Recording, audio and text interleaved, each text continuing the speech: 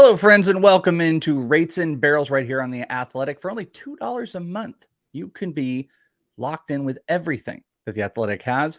The draft guide, if you're set for your drafts maybe this weekend, this upcoming weekend, or the next, whether you want to get all the incredible stuff that Eno's got, my dynasty ranks, and a gajillion things more, go to theathletic.com/ratesandbarrels and get hooked up. Mr. Enosaurus is with me. I am Chris Welsh. Eno, what's up, my friend? We a little bit more rested in the bed that you didn't have to piecemeal a blanket and yeah. eggs. I'm freshly shaven. I slept in my own bed. Things are better. Yes. Just wish it hadn't been the time change. The youngest had a heck of a time with it this morning. Let's just say he was not having it. And by it, I mean everything. Life. Yeah. Life is at it. I have the weird, and we're all going to be in the same space here come November when time change is gone. It'll be gone. I don't know if everybody realizes that November will be the last time. I believe time will change and then it will be stuck there. But in Arizona, if everyone doesn't know it, Arizona does not acknowledge time change. So we never changed. I've never changed my clock. So I'm originally from California. For 20 plus years, I haven't done it. And what we changed time zones. So it's actually worse for me, because like I have to make sure, because everybody in the world in podcasting speaks on Eastern Standard Time. Luckily, you happen to be Pacific, so it helps me out. But like everybody speaks on Eastern times.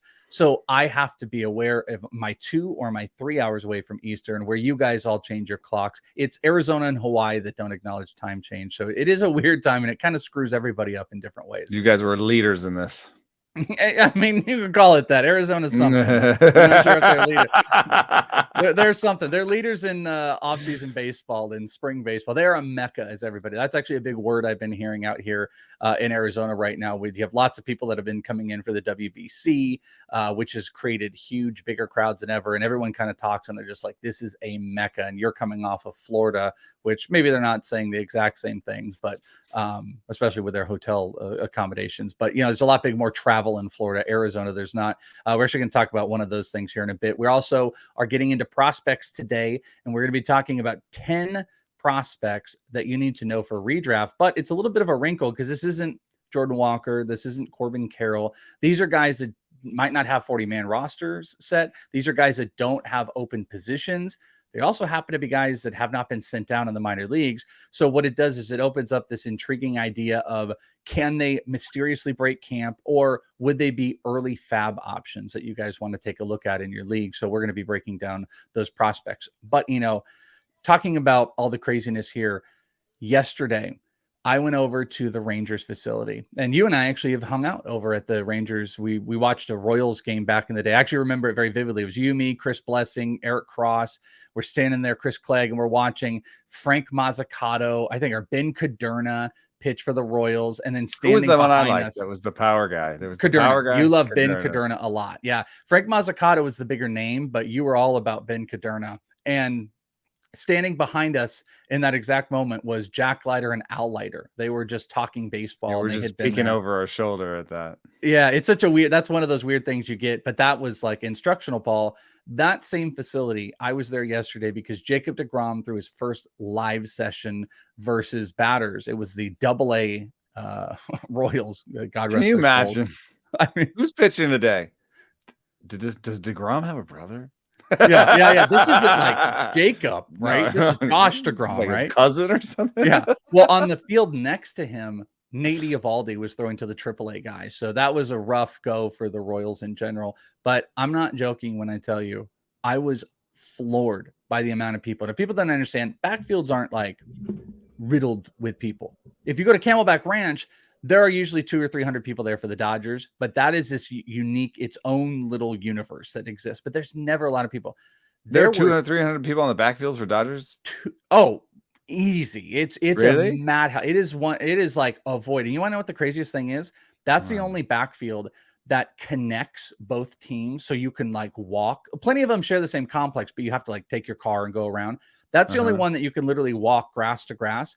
When there's 300 people on the Dodgers, there's like 9 people over at the White Sox, or 15 people. It's such a weird dynamic. There's Dodgers fans parking over in the White Sox side and 100% walking over. 100%. But There were 200 to 300 people there yesterday in the Rangers backfield where you and I were to watch, and they were all set to watch Jacob DeGrom throw. And it was, I mean, can you even imagine that space having 200, 250, 300 people live streaming, fans, all the bleachers were taken up, players, personnel, Chris Young, GM, Everyone's yelling. Everybody was there. And and like a lot of times it's also just usually a quiet space. You where, like where if you were to pick up your like, phone, if you were to pick up your phone, you would be rude and talk because it's so quiet. You'd actually walk away. Like you'd have to walk away. Like people, Not when yesterday. they get phone calls, they walk away. Not yesterday. There was a guy working for a You've Rangers. got some video here, and that was the thing. The first thing that hit me was like, you know, you hadn't told me yet how many people were there, and we'll see this fun play here. And I was like, that's more than the Royals bench that I'm hearing. You know? It is, and I'm going to pull this up. I'm going to pull this up here. Bench. There was like a Rangers blog that was up against the fence, like narrating as we went. It was a wild experience. I happened to, though, and I feel bad because I'm 6'4", happened to get right up into this corner and my perfect spot, and you anyone have really behind me, really good angle on this. Yeah, and everybody else behind me had to deal with it. So they just had to, you know, look over my shoulder, come around the side or something. So I got every single pitch that he threw. He was scheduled to throw 35 pitches over 2 innings. He actually beat that over the 2 innings. And a lot of strikeouts, except let's take a look at the 2 things I've got for you here. And I'm curious at your take on it. First up was his big miscue. So I'm putting this up on the screen if you guys watch us on the YouTube. There's a catching prospect named Omar Hernandez, who was actually pretty, I remember Eric Longenhagen talked about him like 3 or 4 years ago. He comes up to bat. The first at bat, Jacob DeGrom, I think on his 3rd pitch, gave up a fly ball. Just a fly ball. Everyone was like, "Oh my gosh, he gave up contact." Everyone was like, right. Okay. That's what I was saying. I'd be celebrating a foul. Well, when he stops celebrating, Omar Hernandez will probably be telling his children about this. So this is the video. So here's your first pitch of Jacob DeGrom. This ends up being like his 5th overall pitch, and you can see, boom, right there. It's on the corner. It's a little bit outside. And Jacob DeGrom gets a slider or fastball. I think that was a fastball on the outside. And then right down the middle here comes Jacob DeGrom. Omar Hernandez crushes this, and it hits the pole right there in center field, which way over the home run batter's eye. And as you can hear this, listen to that. Omar Hernandez hits an inside the park home run against Jacob DeGrom. And you can hear that. And there's no justice to what the people in the background too. There are 250 people cheering him on. This guy just crushed one on Jacob DeGrom, you know? Yeah. And he looks like he moves better than a regular catcher. He's a little bit more athletic. One thing that also in the video, you can see DeGrom's watching it and he's got like his hands on his hips. Like, you know, like, oh, someone's going to catch this. Right. Yep. And then when it hits the pole and bounces off, he like spits to the right or like curses maybe. Definitely like a probably an F-bomb, I would guess. That they couldn't read it. That they couldn't read it. Yeah, and he runs the. Well, I don't know. I mean, I'm not sure that was a really catchable ball. That was no. It was 100% not catchable. If you look, the batter's eye is probably, or like the side fences are probably like 9 feet.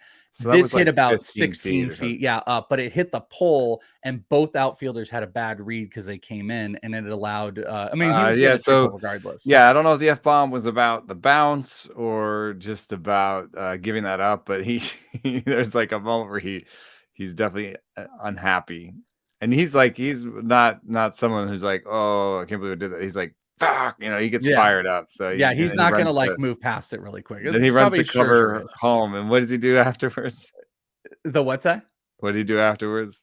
Oh, he just kind of walked over. He just like I mean the next 3 batters. Oh yeah. So this is so got angry after this. I'm going to let you narrate these. He ends up striking out the side in, I think, the next inning. They actually gave him an extra batter, if people are wondering, because he ended up striking out 5 in 24 pitches. He is very effective. I don't even know how that's possible. And his effectiveness. And here They were woke the beast. Yeah, you woke up the beast here. And here were the 3 strikeout pitches. And like I said, I'll let you narrate this if you want. These are just the 3 straight strikeout pitches that we have here. And let me bring it back up on screen. And nope, let's see. There we go. And these are three strikeouts. Are you sure this is not him? Oh, nope, this is not the one. Hold on. This is him again, right? Yeah, this is we can watch the Inside the Park home run if we want it again. But okay, here we go. So this is the 3 pitches for strikeouts. And what do you think it's going to be? Yep. Slider. Outside. and it was a sword. And what do you think it's going to be? Slider. Could it be a fastball? What do you think it could be? What do you think it'll be? I think that's a slider again. That's the slider. That's the slider on all 3 that he walks off. And he actually was so efficient with it that he went over into the bullpen after and threw like 11 more pitches, because what they wanted him to do was 35 pitches, and they wanted to make sure it was across 2 innings because they wanted him to sit down. And I guess Bruce Bochy had said this, and then come back up. They wanted to see how he responded.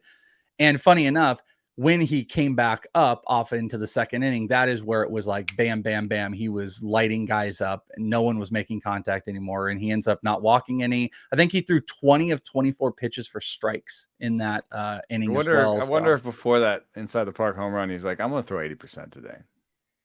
Ooh, and then he turned it back up. That's a possibility. It didn't. The very first pitch of the game was a strike, but it didn't look like it was a normal DeGrom-ish fastball. Yeah, did you see any radar gun readings? I didn't, and they weren't sharing them too. And also, they're all behind you. Here's the sneaky thing about the backfields. When it's nice and quiet, I got my ear tuned to everything, listening to people. I couldn't hear nothing because of 250 plus people. So I was listening for the guys to start talking about velo because I was right next to the personnel, and they also had the pitch clock going and everything like that. So Jacob DeGrom, first live session was pretty good. Any initial thoughts on seeing, we kind of just saw sliders there, I suppose. And it was against AA guys. I'm thinking now, Derek Carty was saying that Jacob DeGrom should be the number 1 pitcher. And, I get it from projections and, even my own projections. We've got him projected for a 1.74 ERA using Stuff Plus. And, the next one up is like a 2.31 or something. Strider has like a 2.4. So that's such a big difference. I feel that, if you got 160 innings, he'd easily be number 1. And I think if you got 140, I think he'd be, a close number 1. Because you have to think like Garrett Cole, I think looks really awesome this spring. And I just talked to him, and the cutter is looking pretty good. And I think Cole could have a good season, but a good season for Cole might be a 3.1 ERA with like 200 innings, 210 innings. So there's that bulk versus excellence. Like you're going to take. Well, what would you rather have? Would you rather have 103.1, 150 for DeGrom, or 200 from Garrett Cole? I mean, that's why you have the auction calculator to do the math for you. That's why you have these setups to do all the math for you. And a lot of them are saying DeGrom is number 1. Yeah, I was gonna say, but your gut, like when you hear that without even looking at the calculator, like which one? I just like the bulk because, when he sits down, you get hamstrung a little bit in terms of running a team. You're just like, what do I do? How bad of an injury is this? Do I drop him? Like that. Do I drop him? And how long am I going to nurse? And then especially because I do a lot of NFBC, and it's like you have 7 bench spots, and just to have a guy on there, no IL. No IL. So you're just like, there'll be so many weeks where you're like, I need a closer, I need to pick up. And there's this like closer that might be a closer that I should pick up to speculate. And because I don't have that extra space, I now have to drop like an actual hitter or a healthy starting pitcher because DeGrom's sitting there. You know what I mean? Have you come to terms with DeGrom? I haven't, huh? Have you come to terms with like what you do with DeGrom? Because I feel like we've talked about him a couple times, and it's like if he does this is great. But like my latest rankings updates, where I was just like, I think I would take Strider over him because I feel like Strider is the same proposition, not that many innings, but really excellent stuff, but less of a health risk. Over what percentage? And then Cole and Burns to me look like I think they could even put in like 270s this year, and with 200 innings. What percentage would you put Jacob DeGrom meets the 150 innings pitched off of ATC or the that bat? too, right? Like we're talking about, if he makes 140, he's the best pitcher in baseball. Well, what's the percentage that he makes 140? I don't think it's.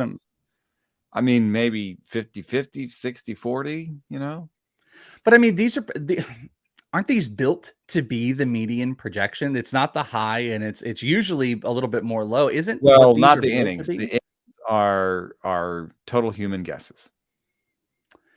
Okay, yeah, I suppose so. Yeah, these are total human guesses. These are built off of ATC, and Derek, I think, has said that before. And almost everything is there's a depth chart decision at some point.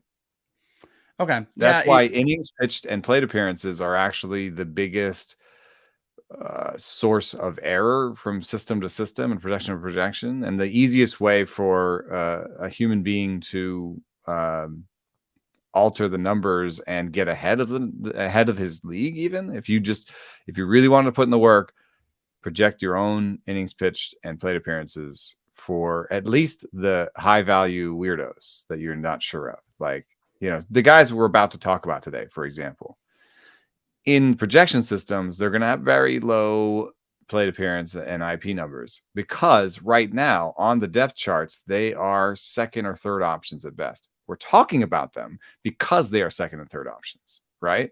That's why we're talking about them. They're right there. They're very close. They're second or third options. But over at Fangraphs, the second or third option gets 5 to 10% of the plate appearances. So you'll see projections for these guys that have 50 or 60 plate appearances. But we'll make the case for these guys, and maybe you buy into one of these cases. If you do, change that number. Change that plate appearance number. Say, you know what? He's coming up here 300. You know what? He's coming up because there's a couple of different benchmarks, right? There's a couple of different moments. There's the Super 2. There's the 6th year of team control. I think it's like 2 or 3 weeks for 6th year of team control, right? Yeah. So they'll do that. There's a lot of guys that would go down and then come back up 2 weeks later. They're magically ready, right? A lot of the names we might talk about might be. And then there's also the 6 weeks, which I think keeps them out of the 6 or 8 weeks. It keeps them out of Super 2. And this is the move. This is the one that moves. I think it's based on rookies. What other people are doing. Yeah, exactly. Yeah. So this one is not a finite date.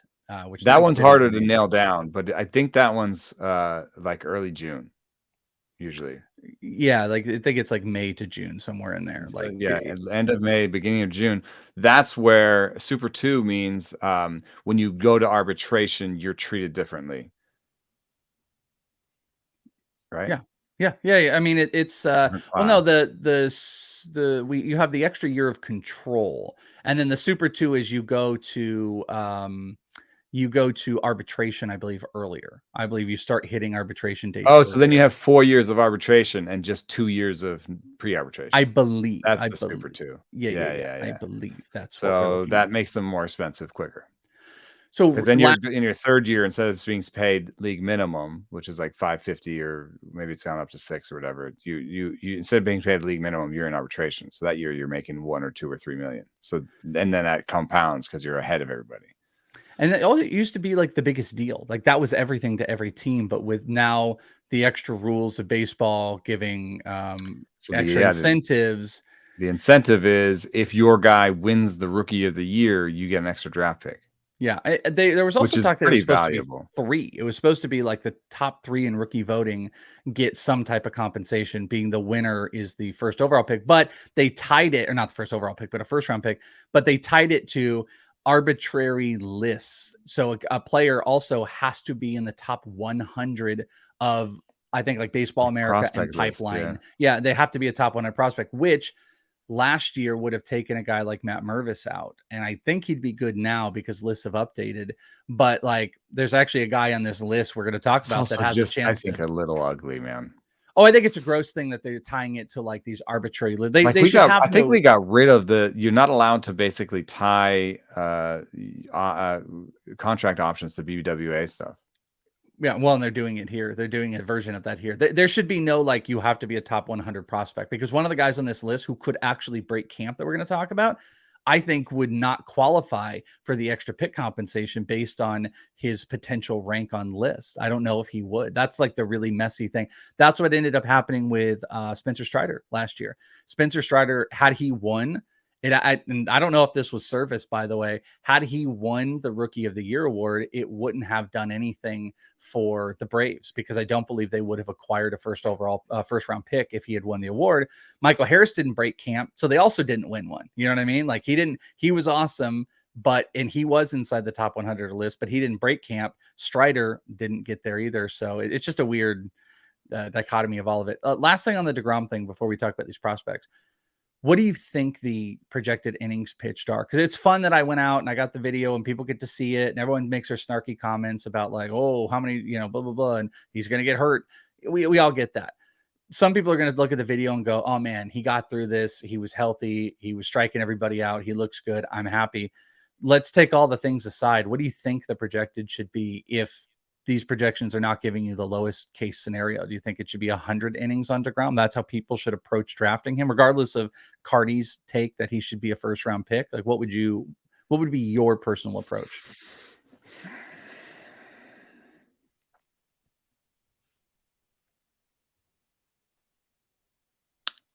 I think about 130, 135. I think whatever you think Glasnow can pitch. And what is Glasnow at now? Let me take a look, because that has to have altered.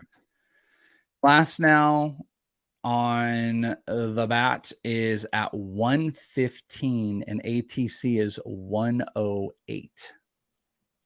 So those have been adjusted. So I mean, think it should be around like there? Right now, recency bias is like, well, DeGrom's healthy and Glasnow isn't. But like a week ago, was DeGrom healthy? So it's like, I mean, kind of. okay, Kind of. all right. Healthy. So we'll go 115 for Glasnow and 125, 130 for DeGrom. Makes him pretty good, but behind Spencer Strider, you said you're affirmed that he is behind Spencer Strider. Okay, yeah, I think Spencer Strider is more like 160.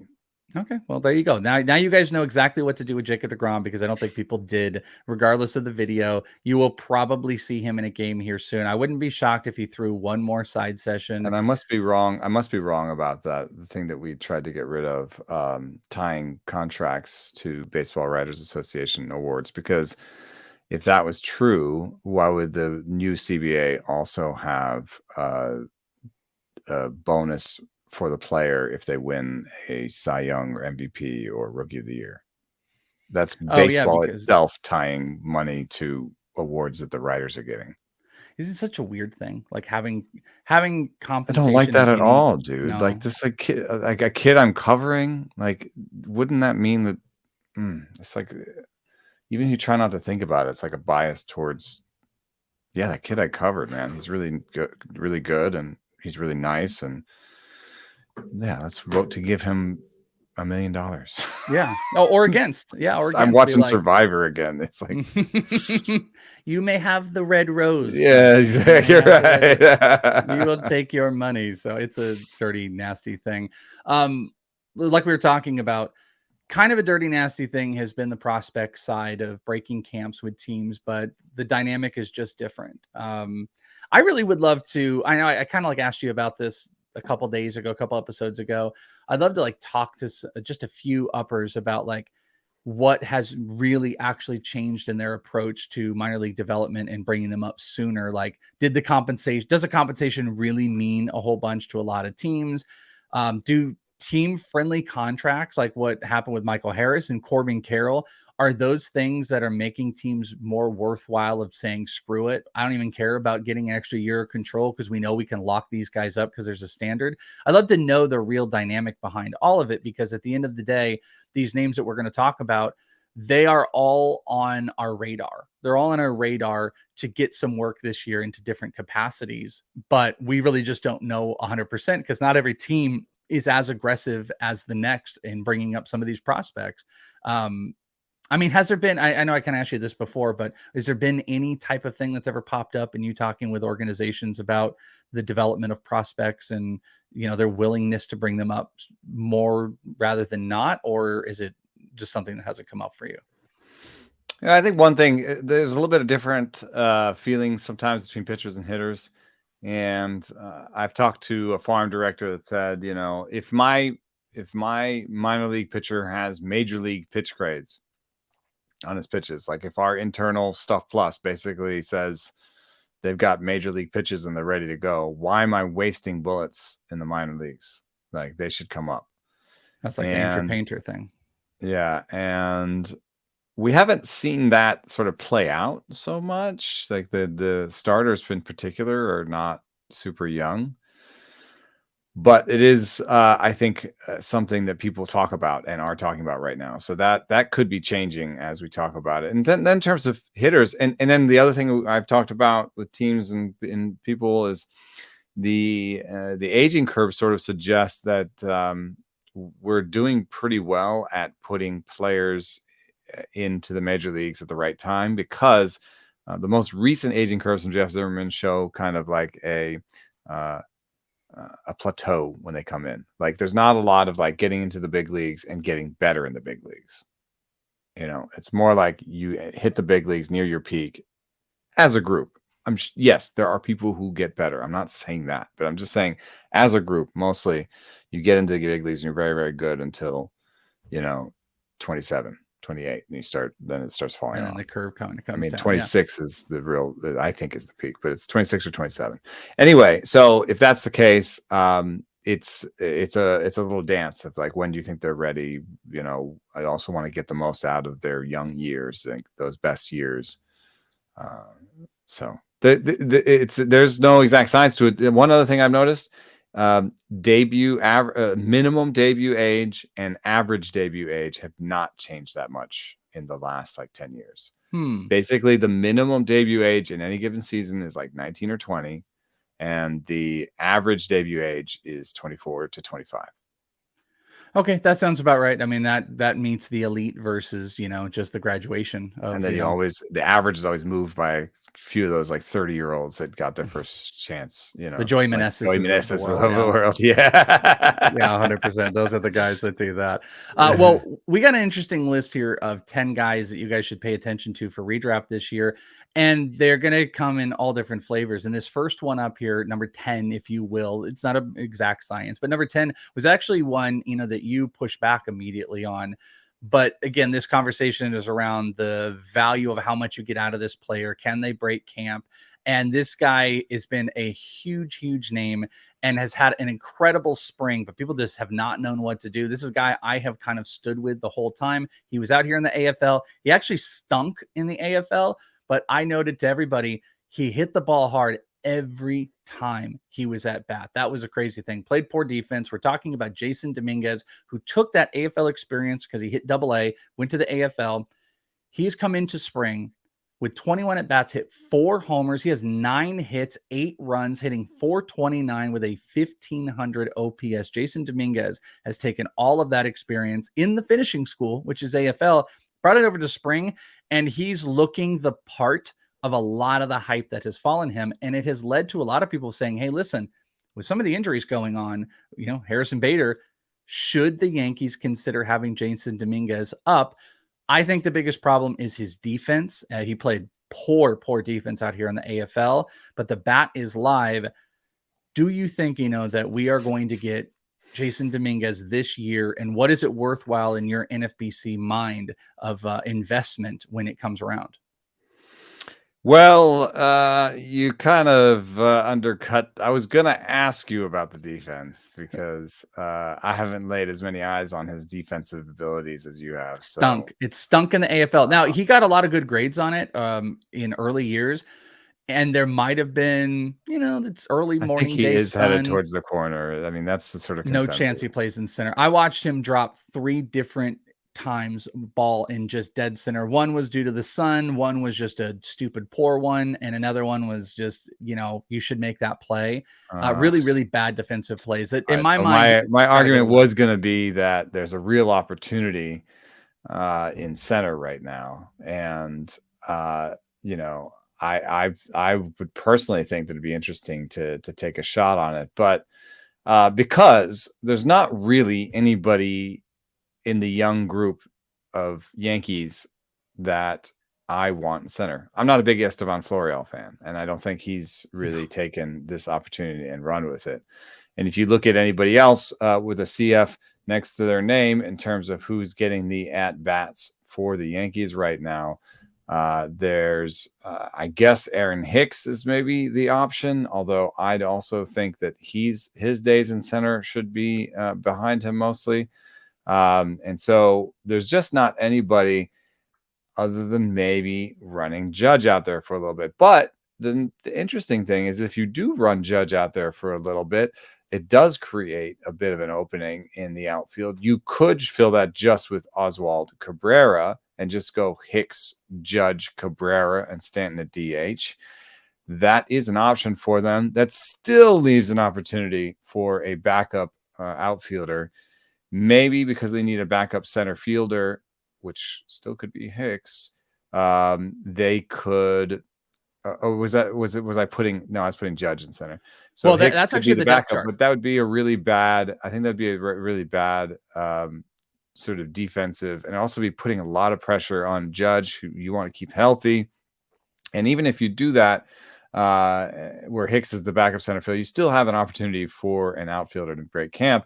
And I mean, yes, it could be Willie Calhoun, it could be Rafael Ortega, it could be Florial. Michael Hermosillo is in camp. So there is an opportunity there for somebody to take it. And the Yankees have not, they did give Peraza and Cabrera chances, but they kind of backed into it, I thought. And they're not a team that necessarily rushes guys to the major leagues. And so I kind of doubt that Dominguez breaks camp with the team. I would give it a 5% shot. And there's another Yankee we're going to talk about, obviously. If the Yankees were really invested in wanting to play this game where they could have a rookie of the year and they could acquire a first overall pick, Jasson Dominguez would fit the qualifications if they let him break camp. But there's another guy that they can do that with as well that probably has as good or better of a shot. The depth chart, at least according to Roster Resource, does have Judge in center.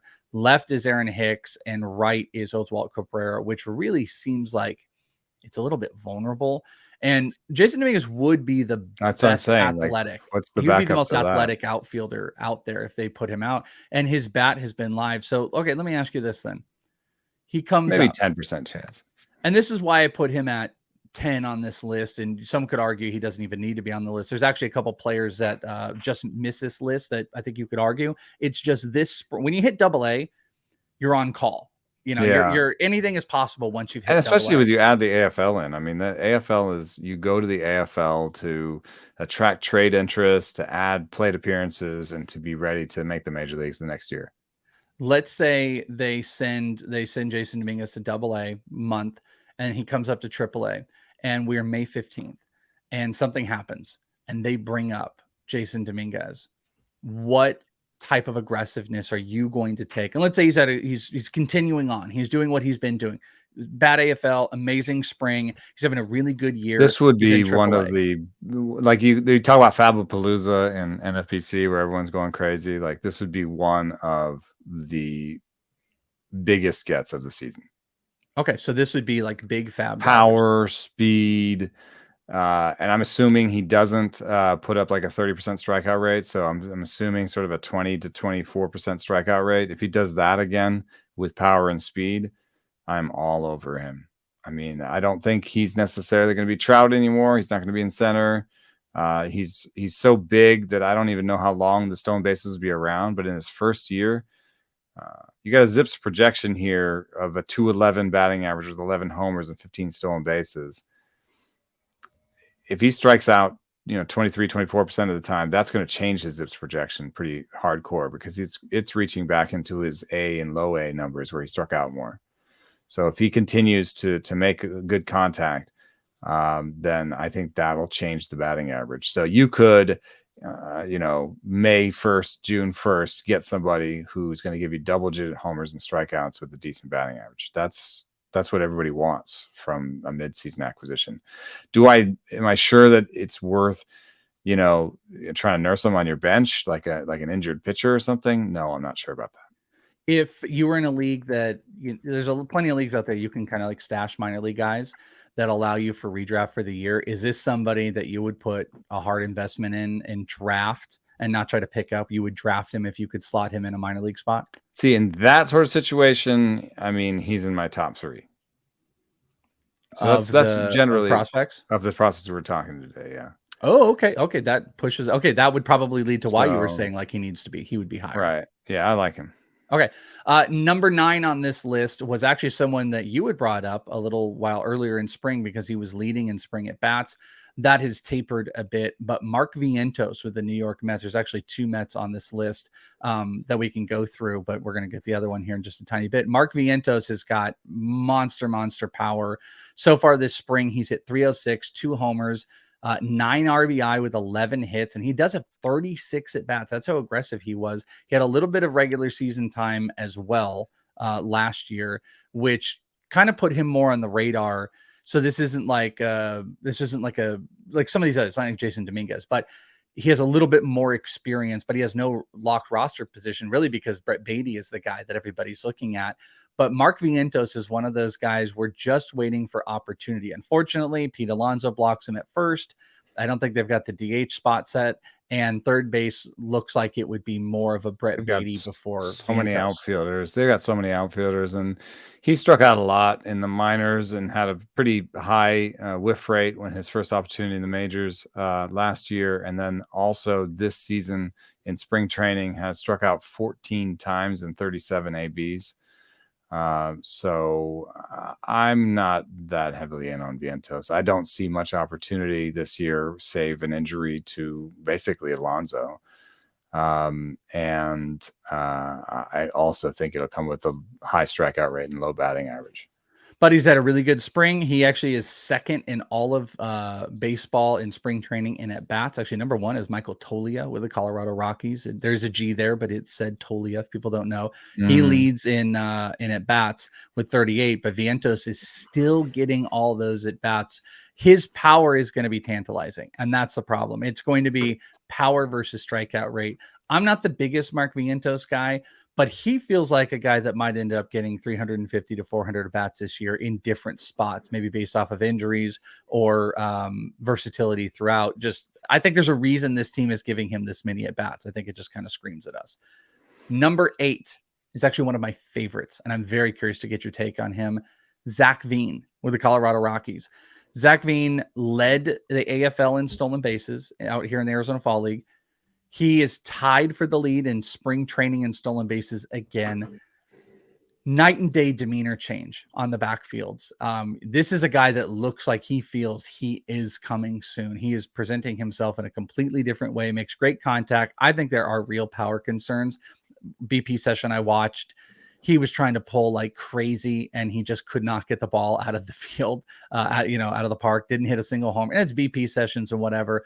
No, but I mean, usually the guys hit homers in the BP session. Yeah, there's this kid. It was like, I think Braxton Fulton, the catcher or something like that. And this guy was launching homers. It was crazy. And this guy's like a 5'10", 190-pound catcher. Hitting tanks, and Veen's not. I told him that. I was like, that wasn't, I told him when he walked off, I'm like, that's not fair, those tanks you were hitting. And he laughed. Where Veen couldn't hit a single one out. But he's really learned to hit across his body, good pitch recognition. He's going to hit singles and doubles. He's got doubles power right now. Unfortunately, you want doubles power at lower levels that can develop into bigger power, and that hasn't happened. But he is going to steal like crazy.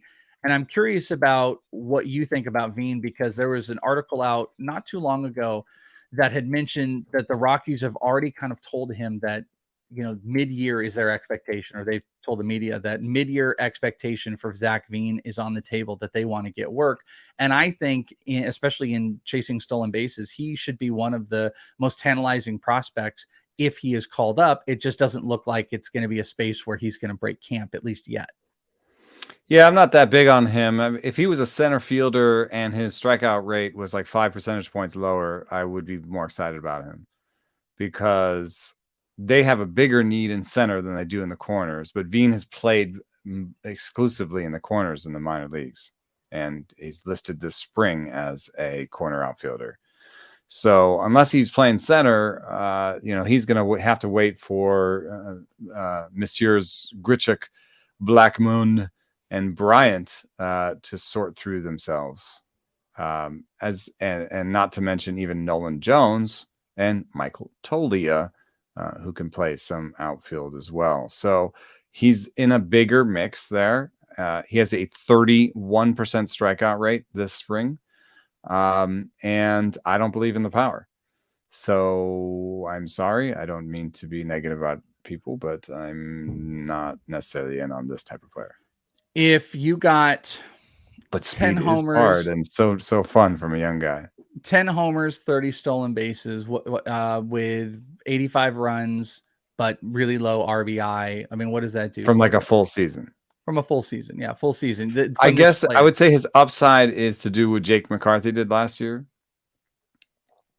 Okay, but I also think Jake McCarthy is going to regress. So agreed. So like he could have a good season where it's a Jake McCarthy-esque season, but I don't see him I don't see him even becoming like a Cedric Mullins or something, I don't see him. Mullins doesn't strike out like that. No, he doesn't have the strikeout. I've always kind of assumed maybe like a Starling Marte, but also the strikeout rate is not there. Yeah. Veen strikeouts. So I'm hopeful that is going to alter a little bit. He's hit 265 in spring. He does have 1 homer, 9 hits, 7 stolen bases, which is tied for there. And that's what I think makes it most interesting. Okay, so May 15th. I'm going to talk about the qualified major leaguers with the highest strikeout rates and the lowest ISOs. Okay. Trent Grisham, Jorge Mateo. Okay, that's a good one. Josh Donaldson's on here, but that's not a good comp. Tommy Pham.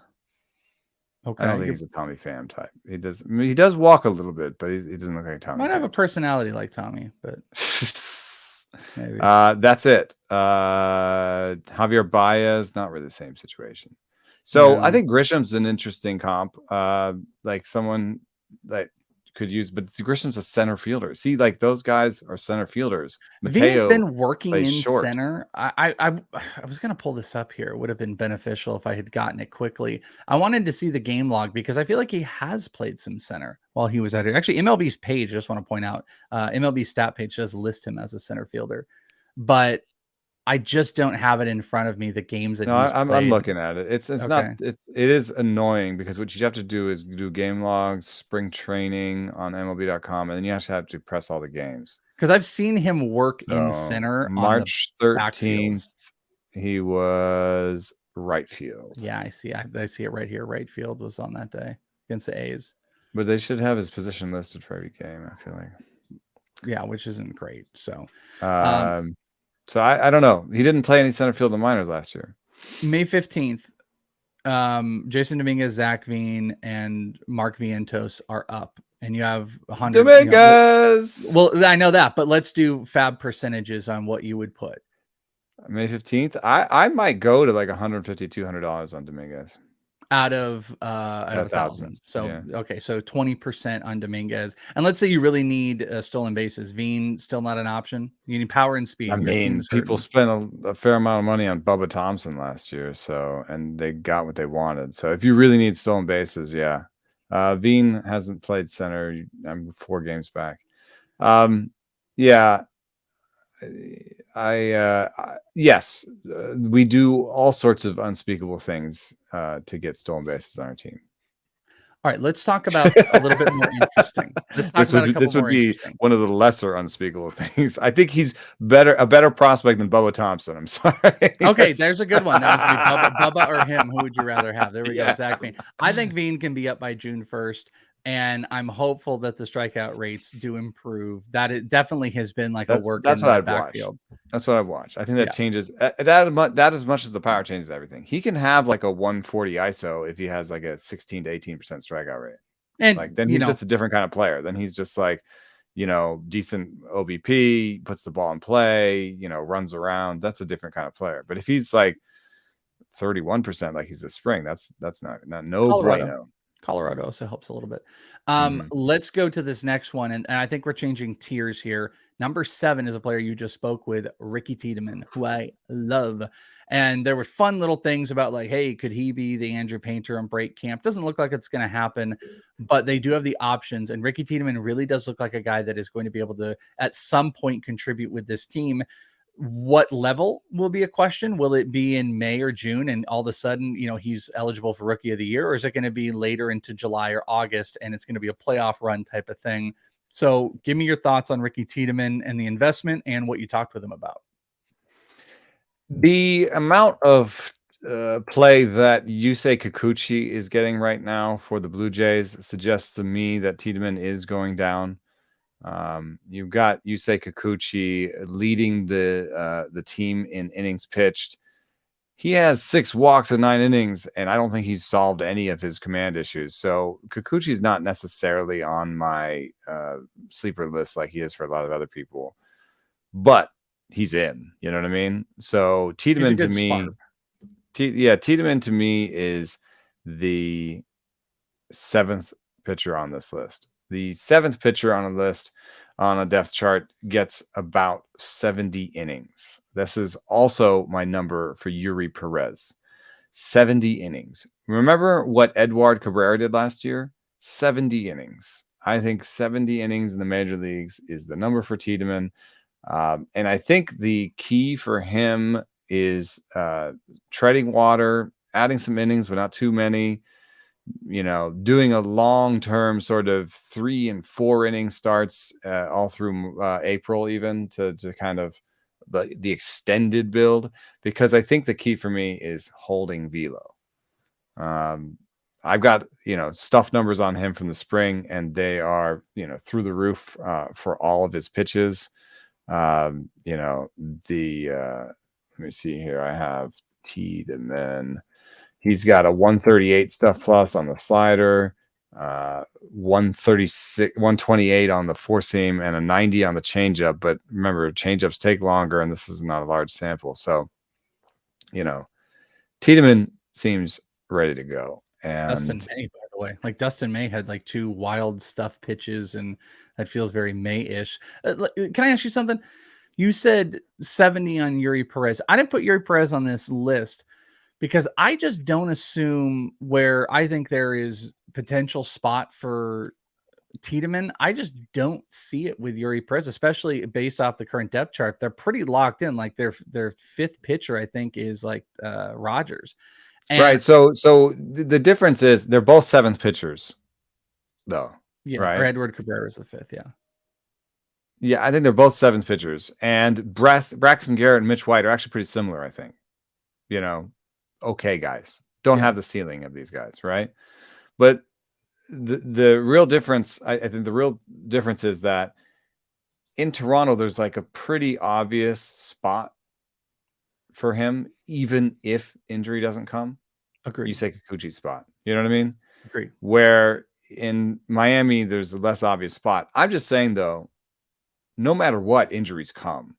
And no matter what, 7 starters put up around 70 innings. You know what I mean? So I see I'm going to put 70 innings on both, but I would put a little up arrow next to Tiedemann over those 70 innings, because what if Kikuchi has 6 walks in his first 9 innings in the major leagues this year? Do you think he'll have a 0 ERA again? Yeah, no, exactly. And the team will probably be looking pretty quick to move off of this. And I love the Ricky Tiedemann one. Ricky Tiedemann, when he comes up, I don't know how aggressive are you with like minor league pitchers for Fab? Are you gonna dump it? I don't usually, but in this case, I do have stuff numbers, and that's why I usually wait and see. But these stuff numbers for him in the spring have been through the roof. And also, we talked about this a little bit. He has that really unique arm slot that everyone loves. He has that sort of 3/4 with ride situation,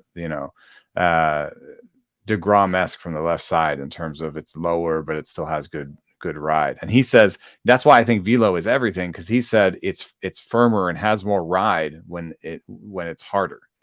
Interesting. So and he's a pop-up velo guy. I mean, this is why he's arrived on all of our doorsteps, is that he's the one Blue Jays prospect that has managed to add velo. Okay, moving through the rest of this list here, number 6, and then we spent a lot of time. No, it's good, but these are good guys. We'll have to burn a little bit on the top 5. Number 6, Brett Baty. Brett Baty, homer, 2 stolen bases. That's very interesting. A .423 batting average in spring. Like Vientos, he had a little cup of coffee. Brett Baty put up crazy AFL numbers the previous year. It was just like hard hit velos of 110 left and right. I mean, this guy absolutely smacks balls. He's a max EV guy for sure. It's just being consistent and being given the playing time. Everyone said, let's watch where Eduardo Escobar plays. If he plays in the outfield or they move him around, maybe that would be something for Baty. We just don't have any assurances right now. So your thoughts on Brett Baty coming in for production this season, because he seems like the prime power hitting corner infield prospect if we can just get the playing time. Yeah, I have him ahead of Vientos. I like him. I've asked him about the ground ball rate. This spring, he has 2.5 ground outs to air outs. That's similar, actually, to Vientos, and Vientos still has power, so it's not the end of the world. But someone like Pete Alonso has 0.8 ground outs to air outs. So there is still some work to do for Baty to unlock that power. He still has hit for too many ground balls. That's what I was asking about. Too many ground balls. He said, I just hit the ball hard. So, maybe it's not going to be a huge power thing, but people with his kind of profile often have good batting averages and balls in play. And so if you give him sort of a 330 BABIP and a 25% strikeout rate, you can still get a 250, 260 average with, 18 to 20 homers over a full season. That's where he starts his career. But, at 23 years old, you still have 3-4 years of improving your ground ball rate, even if you just do it by aging curves and you don't have a big step forward. Or you can have a big step forward like some people do and unlock the power. Either way, really like that he does hit the ball hard. I like his approach generally, and I do think he can maybe reduce those ground balls either over time slowly or make a big leap. He hasn't done it yet, and I don't think he's going to break camp with the team. Well, let's do this. Let's compare him against number 5 on the list, who probably, if you would have done this in November, would have been number 1, and you talk to this player. Let's compare him against Matt Mervis, who Matt Mervis had an incredible season last year, a really good AFL. He has had a poor spring training and a poor offseason because the Cubs just kept bringing in first baseman, which I was pretty vocal about saying, hey, listen, yes, Matt Mervis can break through this, but it really feels like the team is telling us something. They wanted leadership. There's something they don't trust about Matt Mervis right now, and they did that by signing like 2, Mancini and Hosmer, and then also bringing in like an Edwin Rios. That has told me something. He proceeded to have a horrid spring, 118 batting average, only had 2 hits. He's assured to go to AAA, but he is definitely one of the premium prospects when he's ready to come up. Everyone is going to jump and pick up on Fab. So any thoughts on Mervis and what you've talked about? And, if you can stash, is this a type of guy you want to stash because he's close?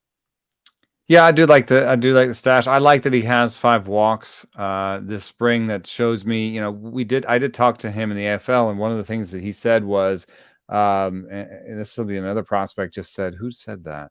I was talking to Addison Barger, and Barger and Mervis both agreed that like the umpiring improves as you go up the go up from the minors through the minor leagues. And so Mervis said something really funny. He said, there's a couple of times where I've seen who the umpire is tonight and said, oh, I got to swing. So, and Barger laughed about that when I told him that. And he said, yeah, because Barger's walk rate has gone up and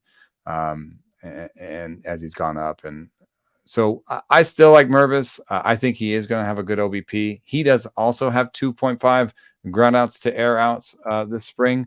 And so there is, I guess, some question. He hasn't had a problem with ground balls in the past, but there has been question about his power generally. I'm a believer. I'm not. I think this is just a stretch where he's probably seeing better pitching than maybe at any other time in his life. Okay, so he can pull through this for you. I think so. It's an adjustment period. Whereas Baty's ground ball rate in the past has been rough, Mervis's hasn't been. So this is just him, struggling to lift major league quality starting that he's seeing when he sees it. Number 4 on this list is someone that, because we're now getting into the territory of where people are wanting to draft a lot of these players. Number 4, Sal Frelick, who is with, I believe, the Italy team. He hit 400 before he left for spring, 4 hits, a couple stolen bases. He's done very well over on the Italy team. I think he had 2 hits just the other day. And Sal Frelick is one of those guys where you look positionally, what can they do and can they get someone out there? Garrett Mitchell, I don't think has been assured anything, already got kind of banged up. And Frelick is a great contact hitter. He's got solid powers, really like sneaky 5 tools. Feels like a guy that could be like a 15-15 type of player, could hit at the top of a lineup. Sal Frelick is someone that's going to come up sooner rather than later. He moved 3 levels last year, ending in AAA, and played 46 games at AAA. So it's not a if, it's a when he comes up this year. It's assured to happen, and that's why he's high on this list. And he might even be a guy to try to stash. So, are you stashing Frelick in drafts right now? Or are you waiting for Fab? Well, the stolen bases are interesting. He did have 24 across 3 levels last year, and probably would steal bases at the major league level. I love the low strikeout rate paired with good power. I've heard that his batted ball exit velos are not exciting. But he does have the profile. You know, we've talked about this a lot with like Estoy Ruiz, maybe the number 1 guy on this podcast. We should change the name to Estoy Ruiz podcast. And I apologize for that. Asturian Barrels. The Asturian Barrels. The problem with his profile is that I think he's going to strike out 21 to 23, 24% of the time. You know, Frelick could strike out as low as 10% of the time in the major leagues. I mean, that's where he's been headed in terms of contact. And that just means a lot more opportunities to get on base and start stealing. And I kind of like Garrett Mitchell, though. I'm not stashing Sal Frelick. And because of that lack of batted ball exit velo, I think it does limit his ceiling a little bit. So if Frelick was up right now, who would you rather have, Garrett Mitchell or Frelick? Mitchell. Okay. See, I'd rather have Frelick. So. I think Frelick's just a better, more consistent hitter. The one thing Garrett Mitchell's done I always hated was Garrett barreled Mitchell. The ball, hit a ball 110 last year. Well, he always hit across his body, and he was like a big ground ball at all times type of hitter, wasn't getting the ball up in the air enough. That's and that true. does seem like that has changed a bit in his profile, which will change Garrett Mitchell's fantasy potential. I'm just not sure it's going to consistently happen, where Frelick is not that. It's just the hard hit numbers are not as sexy. Let's see where Mitchell is in terms of ground out air outs, because we have a little bit of information there. Garrett Mitchell, 1.3 ground outs to air outs. And that is much better than 2.5 and, you know, more in line with where he was ground out, air out wise in the major leagues last year. And that would be a huge change to him. Okay. So because he was doing 57 and 60% ground ball rates. You're right. That is pretty rough. So you're hoping that Baty kind of makes that same jump that Mitchell did. So, but Baty's a little bit better of a player overall. And Baty's hard hit numbers seem like they're going to do better for him than like where Garrett Mitchell's going to be consistently. I'm stashing Mervis, Tiedemann, and Dominguez. Okay, so we've got the 3 left here. We've talked about this guy, though. Any last thoughts? I'd love to get. Number 3 is Bradon Pfaadt. It's probably one of the number 1 most asked questions I get just because I'm a Diamondbacks fan. Will he break the rotation? I actually think it's possible. It's not guaranteed. Likely Torey Lovullo will just go with Ryan Nelson. He's their guy. He did it before. They don't have to make major moves. They can see Pfaadt a little bit more in Jameson's velo has been good. I know I've been banging the drum for Ryan Nelson, and Ryan Nelson hasn't been great, and his velo hasn't been great. Jameson's velo has been good. Neither one of them has had good results this spring, and Jameson's had more innings. So I will reluctantly admit that maybe Jameson has a step on Ryan Nelson right now, but also just the fact that there are 2 of them there makes me think that Pfaadt doesn't break camp. And you're right. The only thing I push back on is because of the lack of success, and Pfaadt has been really good, that I think it opens the opportunity for the team if they want to do this. I think Pfaadt at this point with lists will get him locked into their extra pick thing, but they already got Corbin Carroll, so it's just 2 of them.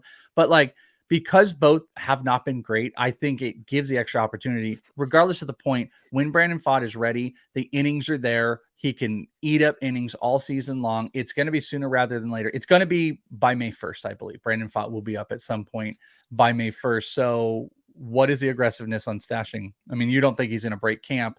Are you willing to stash Bradon Pfaadt? Yeah, I guess I am, because Nelson has not been performing. I think Jameson is just profiles better for the pen long term. And you've also got Davies and Bumgarner as guys who might be near the ends of their careers. Yes. Yes, Definitely. I didn't Towards want to be the end. rude, but No. you know, Yes. Yes. so Yes. you know, with those, it's like, you know, how much time does Bumgarner have left on his contract?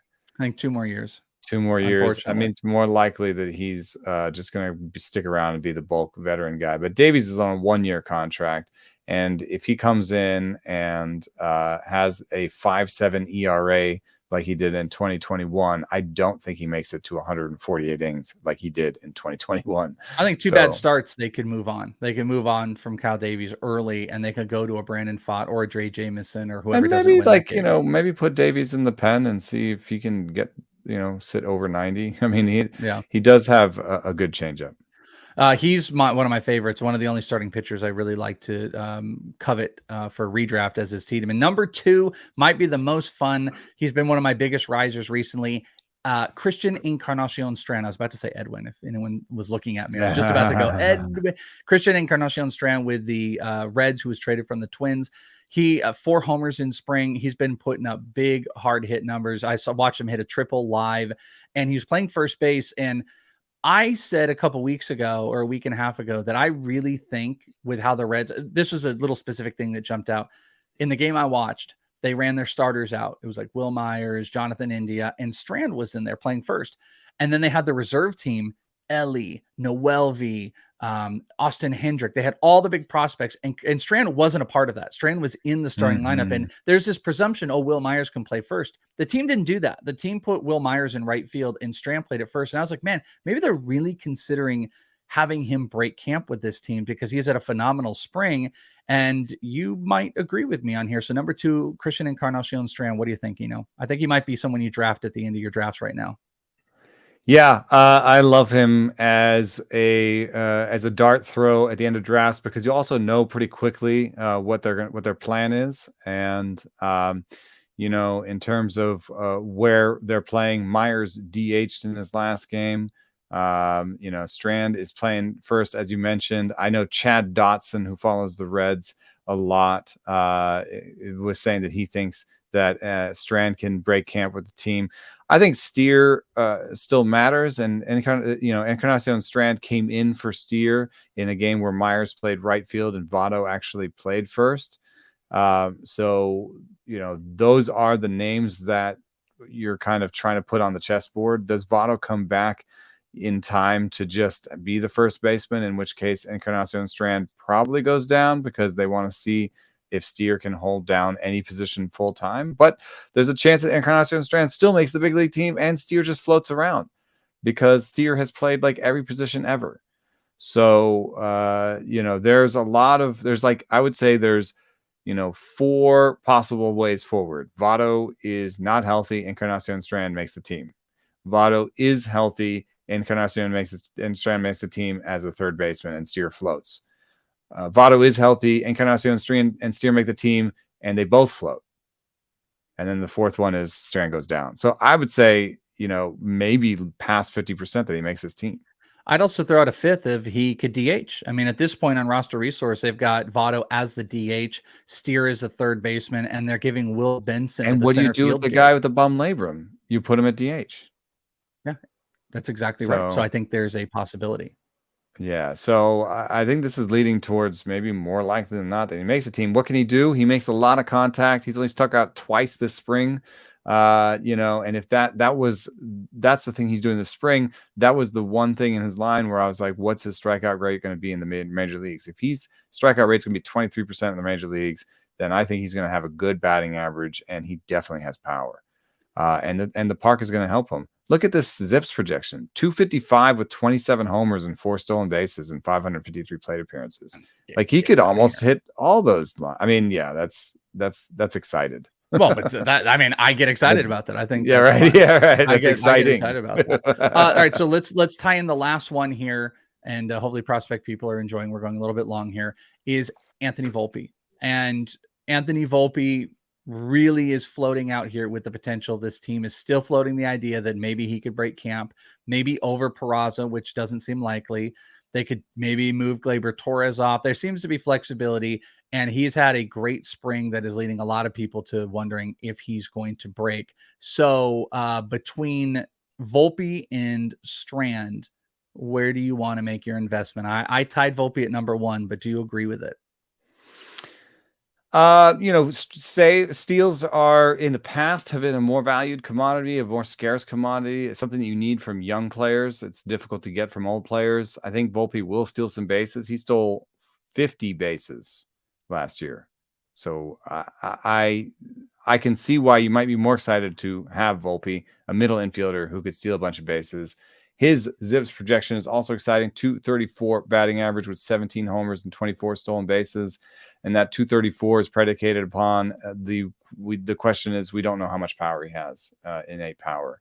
And the thing that I would just say is that the Yankees are the team of Derek Jeter. I don't think that, let's say Oswaldo Cabrera is a little bit better of a defender. He probably is.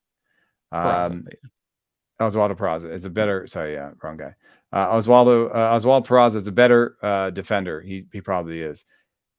That he can make the team, but I think if Anthony Volpe looks like a star, and he looks like a star right now, I don't think this team will debate too long before they just install him as their shortstop.